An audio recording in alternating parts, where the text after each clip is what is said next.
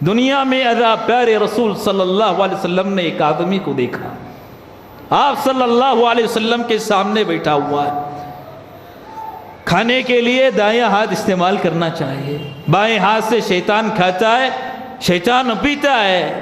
پیارے رسول صلی اللہ علیہ وسلم نے اس آدمی کو دیکھا کہ کھانے پینے کے لیے بائیں ہاتھ استعمال کر رہا ہے۔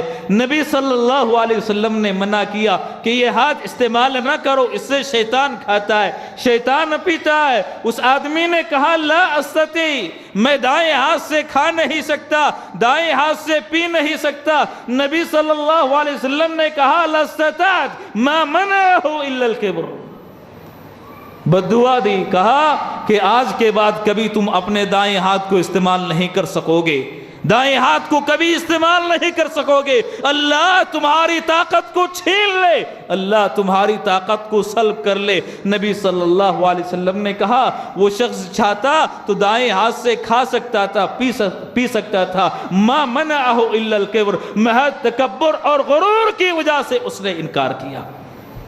راوی کا بیان ہے، اس کے بعد میں نے دیکھا اس آدمی کو کہ وہ انسان اپنا ہاتھ اٹھانا چاہتا منہ تک، لیکن اللہ نے اس کی طاقت سلب کر لی تھی، چھین لی تھی، اپنا ہاتھ اپنے منہ تک نہیں اٹھا سکتا تھا۔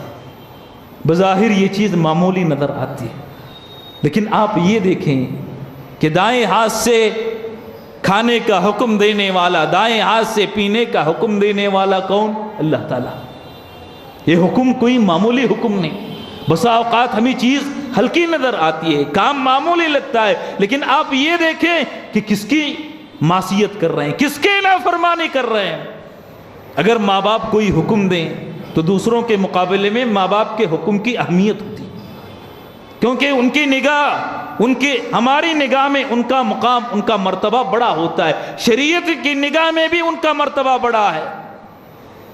تو یہ حکم جب اللہ تعالیٰ کا چیز معمولی نظر آتی ہو، انسان کو غلط کاموں میں جانے سے پہلے سوچنا چاہیے کہ کس رب کی وہ نافرمانی کر رہا ہے، اللہ تعالیٰ کی، احکم الحاکمین کی۔